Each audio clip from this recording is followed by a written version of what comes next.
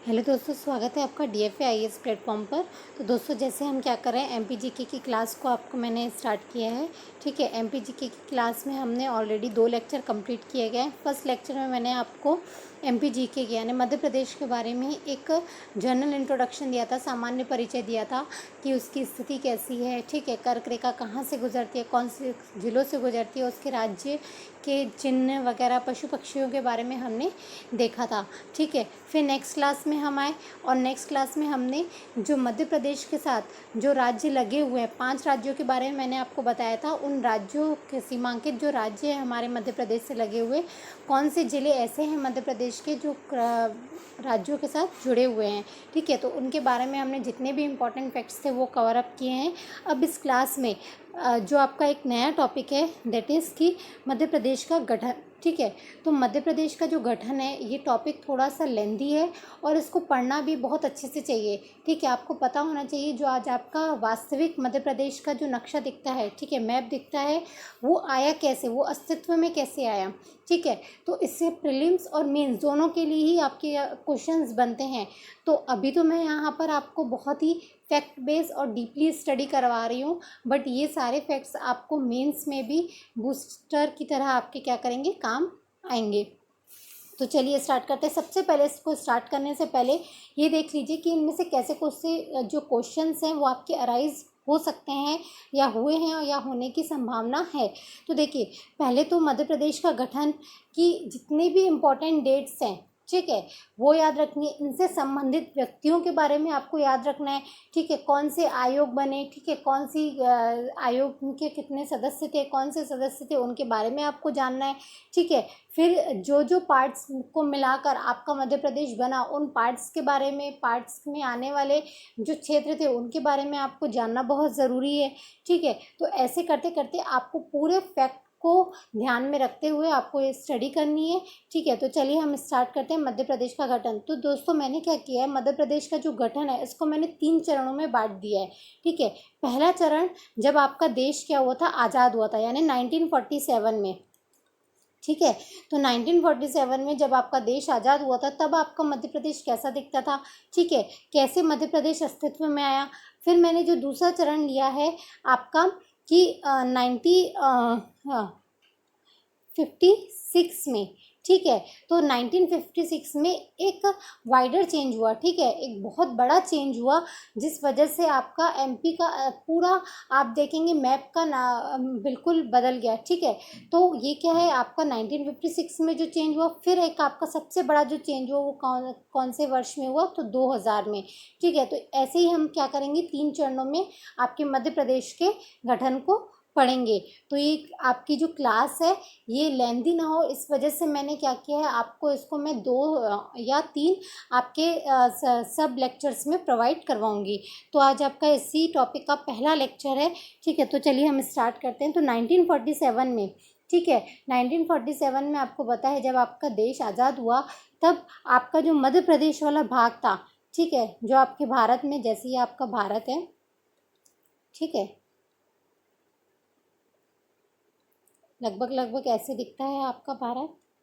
ठीक है, तो ये वाला जो आपका पार्ट था इसको मध्य प्रांत बोला गया। ठीक है, मध्य प्रांत बोला गया। अब इस मध्य प्रांत में या बोलेंगे कि इस मध्य प्रदेश में कौन कौन से ऐसे प्रदेश थे या ऐसे कौन कौन से क्षेत्र थे जिनको मिलाकर आपका ये अस्तित्व में आया, मध्य प्रदेश अस्तित्व में आया। तो चलिए हम देखते हैं।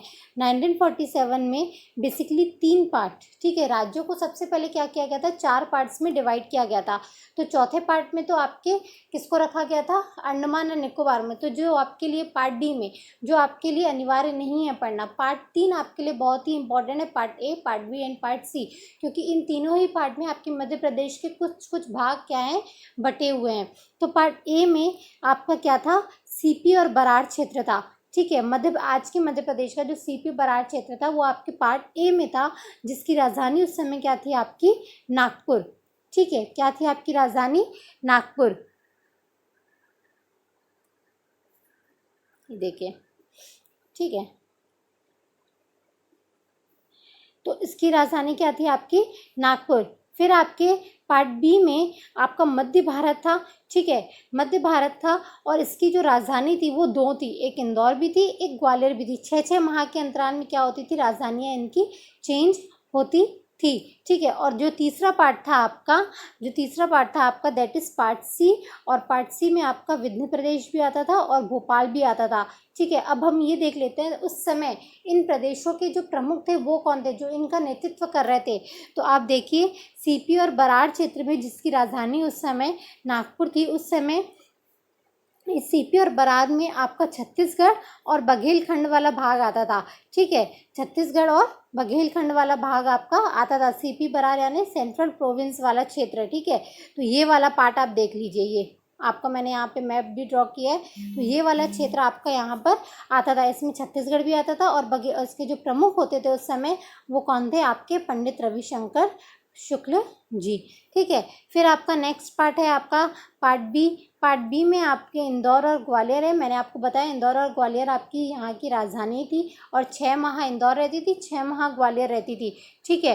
तो ये किससे मिलकर बना था, आपका मध्य भारत वाला जो क्षेत्र था पार्ट बी में, ये आपकी पश्चिम में, ठीक है, जो आपका ये सेंट्रल प्रोविंस वाला क्षेत्र है इसके पश्चिम में, यानी इसका वेस्ट यानी ये वाला पार्ट, ठीक है। तो इसके पार्ट यहाँ पर 26 रियासतें थी, छोटी छोटी 26 रियासतें थी और उन 26 रियासतों को मिलाकर आपका मध्य भारत वाला क्षेत्र को बनाया गया था या डिसाइड किया गया था, ठीक है। फिर है और इसकी राजधानी कौन सी थी, तो ये बनाया गया और राजधानी मैंने आपको बता दिया कौन कौन सी थी, इंदौर और ग्वालियर, ठीक है। और इसके जो प्रमुख थे वो कौन थे, आपके लीलाधर सेठ, कौन थे आपके लीलाधर सेठ। फिर नेक्स्ट है आपका कौन सा, नेक्स्ट आपका कौन सा है, part C. Part C actually में दो क्षेत्रों को मिलाकर बना था, ठीक है। इसमें दो क्षेत्र आते थे जो आज के मध्य प्रदेश है। देखिए दोस्तों आपको अभी समझ में नहीं आ रही है part A part B part C में बोल क्या रही हूँ।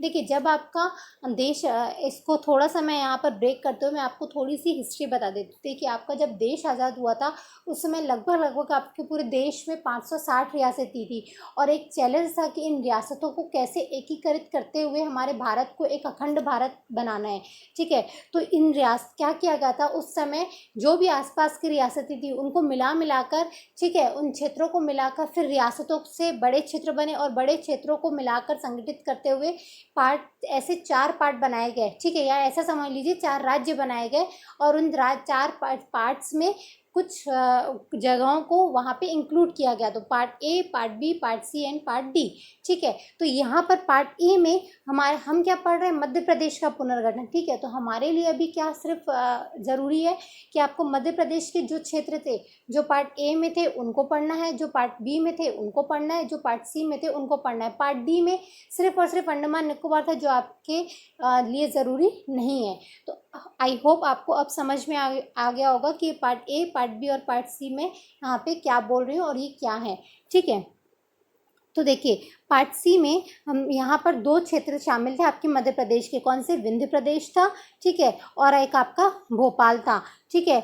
यहाँ पर आपकी 36 रियासतों को मिलाकर, ये देखिए मैप में यहाँ की 36 रियासतों को मिलाकर, ये आपको दिख रहा होगा छोटा सा, ये भोपाल दिख रहा होगा और ये विंध्य प्रदेश, ठीक है, जिसको पार्ट सी, इन दोनों को ही मिलाकर ये दोनों पार्ट सी में आते थे, ठीक है। और यहाँ की लगभग यानी बुंदेलखंड और बघेलखंड की लगभग 36 रियासतों को मिलाकर, ठीक है, याद रखिएगा 36 रियासतों को मिलाकर ये आपके क्षेत्र का क्या हुआ था, यहाँ पर एक तरीके से संगठित हुआ था। और यहाँ की राजधानी उस समय क्या थी, तो आपकी रीवा थी, ठीक है। तो ये याद रखिएगा। अब भोपाल के बारे में एक छोटा सा इम्पॉर्टेंट फैक्ट्स है, बिकॉज भोपाल आपकी राजधानी है, तो इसको ये बता दीजिए कि ये समझ लीजिए कि जो भोपाल है पहले आपके पार्ट सी में नहीं था, इसको कब शामिल किया गया था, तो 1 जून 1949 को, ठीक है, 1 जून, ठीक है, 1949 को आपका पार्ट सी में ये शामिल हुआ था, ठीक है। और इस भारत में इसका विलय हुआ था और इस समय इसके जो नेतृत्व करता थे वो कौन थे, आपकी डॉक्टर शंकर दयाल शर्मा। और विंध्य प्रदेश जो 36 रियासतों को लगभग मिलाया था और इसके जो आपके प्रमुख थे वो कौन थे, आपके पंडित शंभुनाथ शुक्ला, ठीक है। तो ये आपके इम्पॉर्टेंट पॉइंट्स हैं और ऐसा आपका आप जो ये मैप में देख रहे हैं, जो मैंने छोटा सा मैप ड्रॉ किया है, ये ऐसा आपका मध्य प्रदेश 1947 में लगभग दिखता था, ठीक है। अब हम आते हैं आपका 1956 यानी सेकेंड फेज़ में आपके मध्य प्रदेश के पुनर्गठन का जो आपका सेकेंड फेज़ है यानी 1956 का। अब क्या हुआ था, थोड़ी सी कहानी समझिए।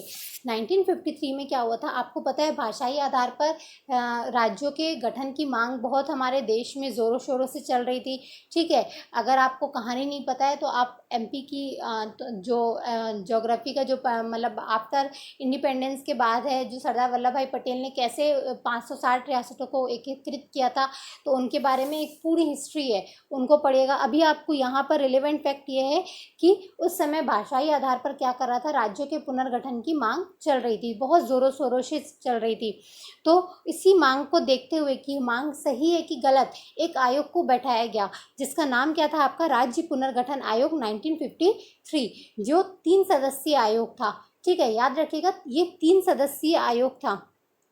3 सदस्यीय आयोग, जो इसके पहले सदस्य थे वो थे आपके फजल अली, दूसरे इसके सदस्य थे कौन, पंडित एच.एन. कुंजरू, और थर्ड सदस्य थे आपके सरदार के.एम. पणिकर। ठीक है, और जो फजल अली थे वो आपके इस आयोग के क्या थे, अध्यक्ष थे। ठीक है, फजल अली क्या थे, आपके आयोग के अध्यक्ष थे। अब दोस्तों यहाँ पर ना मैं एक फैक्ट और बताना चाहती हूँ आपका। देखिए बेसिकली ऐसा यूपीएससी में पूछा गया है।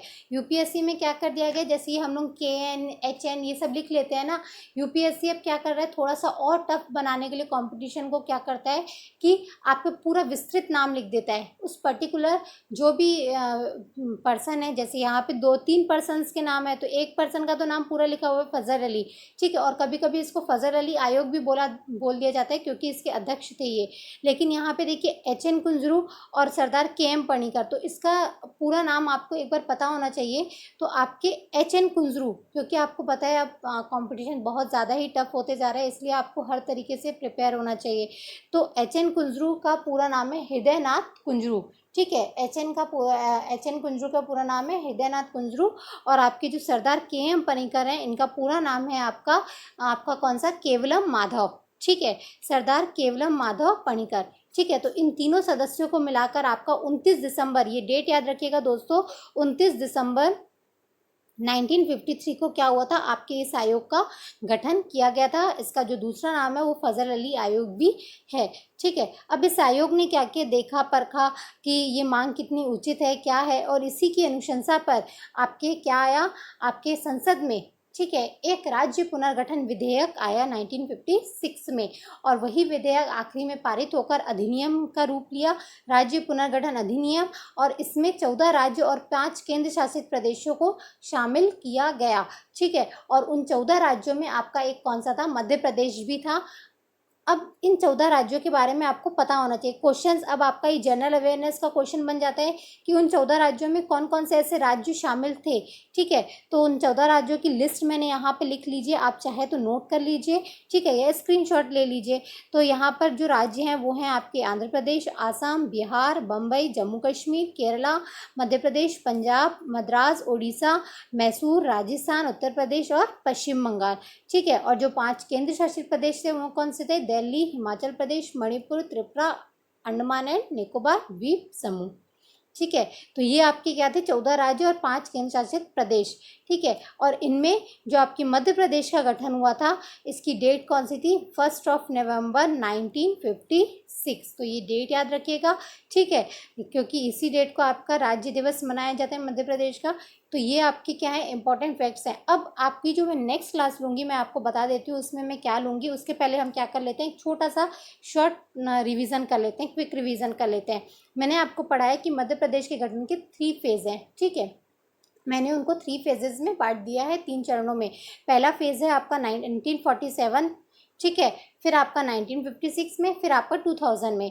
ठीक है, तो 1947 में आपके जो बेसिकली आज़ादी के टाइम पर 4 पार्ट्स थे आपके, part A, part B, part C and part D. उनमें से पार्ट डी में आपका Andaman Nicobar, not relevant for your. ठीक है, तो यहाँ पर आपके part A, part B, part C से मतलब है, क्यों, क्योंकि यहाँ पर आपके मध्य प्रदेश के पार्ट शामिल थे।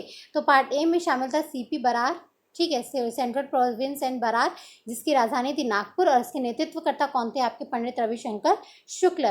पार्ट बी में आपके मध्य भारत था, जिसमें आपकी जो राजधानी थी उनकी 6-6 महीने के अंतराल में इंदौर और ग्वालियर थी।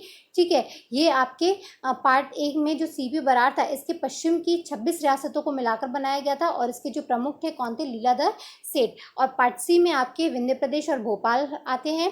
ठीक है, विंध्य प्रदेश का नेतृत्व करते हैं आपके पंडित शंभूनाथ शुक्ला, और भोपाल में आपके कौन थे? डॉक्टर शंकर दयाल शर्मा। ठीक है, और ये याद रखिएगा, भोपाल को 1 जून 1949 में आपके पार्ट सी में शामिल किया गया था। ठीक है, और ये विंध्य की 36 रियासतों को मिलाकर बनाया गया था, और इसकी राजधानी कौन सी थी? रीवा। फिर हमने देखा कि राज्य पुनर्गठन आयोग का जो गठन हुआ था वो 1953 में आपके 29 दिसंबर 1953 को हुआ था। ये 3 सदस्यीय आयोग था, जिसके अध्यक्ष थे आपके फजल अली, और इनके दो अन्य सदस्य थे वो थे पंडित HN कुंजरू यानी हृदयनाथ कुंजरू, और आपके सरदार KM पणिकर यानी आपके केवलम माधव पणिकर। ठीक है, इनके ही अनुशंसा पर एक राज्य पुनर्गठन अधिनियम 1956 आपकी संसद में पारित हुआ, जो इसने 14 राज्य और 5 केंद्र शासित बने। ठीक है, 14 राज्य कौन कौन से हैं? तो आंध्र प्रदेश, आसाम, बिहार, बम्बई, जम्मू कश्मीर, केरला, मध्य प्रदेश, पंजाब, आपका मद्रास, ओडिशा, मैसूर, राजस्थान, उत्तर प्रदेश और पश्चिम बंगाल। फिर 5 यूटी आपके कौन से थे? यानी यूनाइटेड यूनियन टेरिटरीज आपकी केंद्र शासित प्रदेश, यानी दिल्ली, हिमाचल प्रदेश, मणिपुर, आपकी त्रिपुरा और अंडमान निकोबार द्वीप समूह।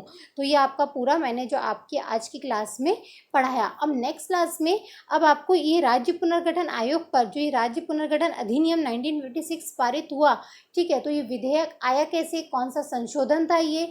ठीक है, मध्य प्रदेश में ऐसी कैसी कैसी मांगे उठ रही थी इस समय, कौन सी समितियां बनी थी मध्य प्रदेश में, तो इनके बारे में हम एक थोड़ा सा डीप क्या करेंगे, स्टडी करेंगे आपके नेक्स्ट क्लास में।